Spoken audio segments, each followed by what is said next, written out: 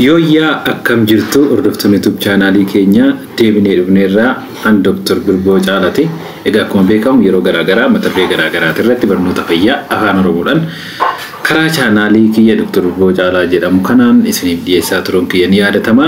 Bu'uuruma kanaan har'a ammoo akkuma mata duree irratti gubbaa irratti argitan kana waa'ee dhala dhabuu dhiiraa fi falasaa akkasumas immoo dhala dhabuu dhiira maaltu dhala dhabuudhaaf saaxila yookaan immoo sababoota dhala dhabuu dhiiraatiif nama saaxilan yookaan male infertilityidhaaf nama saaxilanii fi furmaata isaati irratti yookaan immoo akkamitti akka isa ofirraa ittisan isinitti immoo dhufee warri channelii kiyyaaf haaraa taatan YouTube channelii kiyya subscribe godhaa, warri immoo duraan memberii taatan viidiyoo kiyya like gochuudhaan jalqaba. Kallattumaan karaa mata duree guyyaa irraa qabadhee dhufeettan isin ceesaa nu wajjin tura. Egaa dhala dhabuun yookaan infertility jechuun kan dura hiikasaa isinitti meera. Infertility definition isaa irraa kaanu infertility yookaan dhala dhabuu jechuun dhiirrii fi dubarri tokko wal wajjin ta'anii waggaa tokkoof yookaan ji'a 12 wal wajjin ta'anii otoo qoricha da'iinsa ittisu hin fayyadamin yoo dubartiin sun ulfaa'uu dadhabde inni kun infertility jedhama yookaan immoo dhala dhabuu jedhama jechuudha. Dhala dhabuun kun bakka yeroo tokko dhala dhabuu kana sababni isaa dubaroota qofa irratti faa yerootti akka yookaan immoo due to female factor yookaan sababa dubara saniitiin qofa akka ta'etti yaadama jechuudha. Haa ta'uti garuu dhala dhabuudhaaf dhiirrillee dhala dhabuudhaaf ni saaxilama jechuudha.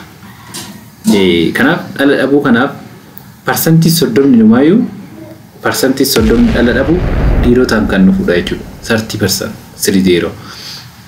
Kanaaf ani sarara isuma kana irratti hundaa'uudhaan dhala dhabuu dhiirota kana maaltu fida yookaan immoo male infertility kana maaltu fida kan jedhu kana isinitti mufanii dhufee sababoota 7 tokko bakka 7tti qoodin sababoota 7 dhala dhabuudhaaf dhiira saaxilan isinitti himaa jechuudha.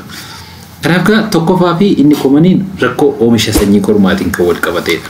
Rakkoo oomisha sanyii kormaatiin kan wal qabateedha. Egaa akkuma beekamu sanyiin kormaa kan inni oomishamu cidhaan keessatti yookaan testisii keessatti cidhaan keessatti oomishee achi booda ujummoo sanyii kormaa keessa darbuudhaan karaa alaatti dhangala'aa jechuudha.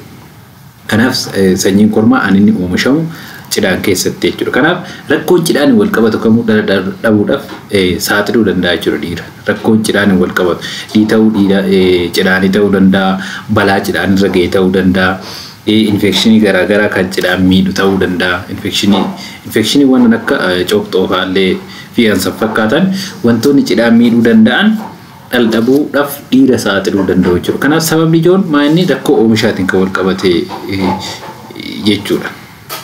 Tokkoffaan isaa, lammaffaan rakkoo geejiba yookaan immoo transportation.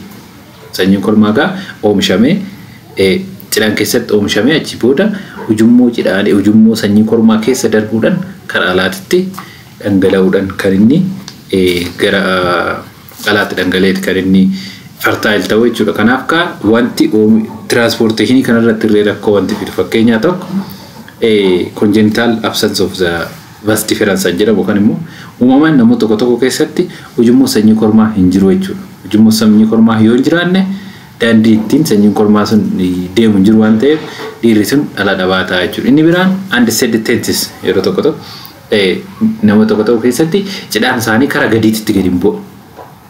Yeroo embriology yeroo qaamni namaa oomishamu cidhaan namaa garaa keessatti oomishama.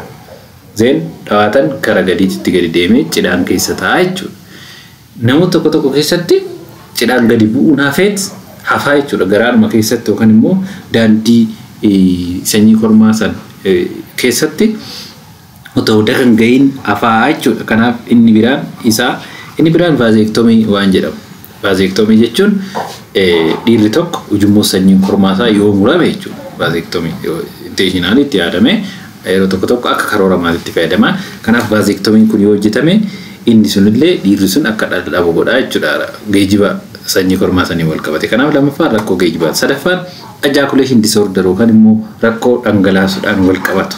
Rakkoo dhangalaasuudhaan wal qabatu. Egaa akkuma dura isiniin jedhe sanyiin kormaa gara alaatti ba'uu qaba. Yoo artificialidhaan hin taane uumamaan ta'e sanyiin kormaa gara alaatti dhangala'ee qaama dubaraa san bira ga'uu qaba. Yookaan immoo qaama dubaraa keessa seenee hanqaaquu san bira ga'uu qaba jechuudha ulfi uumamuudhaaf. Kanaaf ejaculation disorder kun maal fa'aadha? Tokko retrograde ejaculation jedhamu jira. Retrograde ejaculation jechuun sanyiin kormaa ni dhangala'a garuu yeroo dhangala'u san gara alaatti dhangala'uun hafeet gara afuuffee fincaaniitti dhangala'a jechuudha. Gara afuuffee fincaanii dhiiratti dhangala'a jechuudha.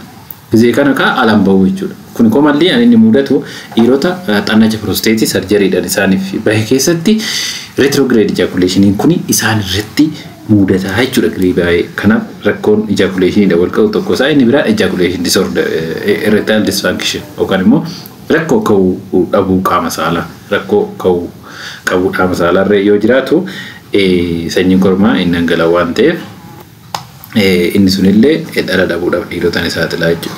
Arfaffaan rakkoo hormoonidhaan wal qabatu rakkoo hormoonidhaan wal qabatu. Ini kun ka rakkoo xannacha hormoonii garaagaraa xannacha pitutaarii ta'uu danda'a xannacha biraarree ta'uu danda'a testisii mataasaa yookaan immoo cidhaan irree rakkoon isarra jiru mataasaa hormoonidhaan wal qabata waan ta'eef rakkoon hormoonidhaan wal qabatu kamiyyuu dhala dhabuudhaaf dhiirota saaxiluu danda'a jechuudha. Inni biraan umuriidha. Usually dhiirri isaatii kamittuu fartaaliidha yookaan immoo dhala godhachuu danda'a. Haa jedhamu malee waggaa 40 booda dhawaatan saamaa'u decrease gochaa deema jechuudha. Exactly 40tti dhaabataa osoo hin taane waggaa 40 booda saamaa'u fertility rate ilma namaa kan dhiiraa irrataa deema jechuudha. Kanaaf inni arfaffaan shanaffaan umuriidhaan wal qabateeti. Jaffaan medication yookaan qorichoota tokko kan dhiira waan kanaaf saaxilan hin jira jechuudha. Fakkeenya qorichoonni chemotherapies jedhaman qorichoota kaansarii garaagaraatiif kennaman waan kanaaf nama ni saaxilu jechuudha. Inni biraan qorichoota testosteronii mataasaa testosteronii fudhachuun mataasaa dhiirota waan kanaaf ni saaxilaa jechuudha. Kanaaf jaffaa qorichoota jaffaan haala jiruu fi jireenya torbaffaa jechuu kiyya haala jiruu fi jireenya kun immoo lifestyle wal qabate jechuudha. Wantoonni jireenya guyyaa keessatti wantoonni goonu tokko wantoonni waan kanaaf nama saaxilan hin jiru jechuudha. Fakkeenya an akka tamboo xuuxuu alkoolii akkasumas immoo laptooppii baallee jilbarra yookaan immoo akkasitti yoo teenyee yeroo baay'ee fayyadamu komallee amma inni common cause ta'aa jira jechuudha.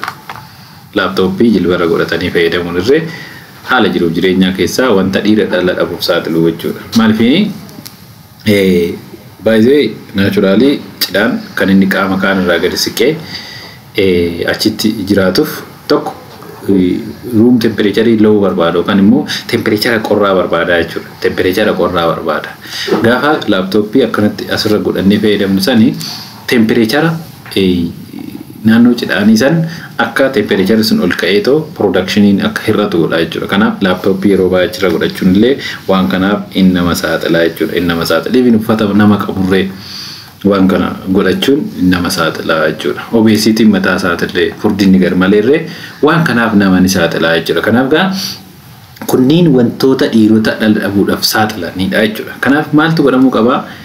Tokkoffaa wantoota adda baasanii wantoota waan kanaaf nama saaxilan kana adda baafatanii waan sansan irraa of eeguudha jechuudha. Wantoota uumamaan wal qabatan yoo ta'e rakkisaadha. Garuu anuma uumamaan wal qabatan irra yoo ta'e yeroodhaan yoo yaalamanii waan kun falaa hin argata jechuudha. Kanaaf especially wanta haala jiruuf jireenyatiin wal qabate ofirraa ittisuudha. Yeroo baay'ee laptooppii jilbarra godhanii fayyadamuu dhiisuu furdina garmalee ofirraa hir'isuu alkoolii tamboo maal kana hir'isuu fi dhukkuboota karaa qunnamtii saalatiin daddarban irraa of eeguu yoommoo dhukkubni sun nama qabate dhukkuboota saniif yaalamuu kanniin gochuudhaan waan kana ofirraa ittisuun ni danda'ama.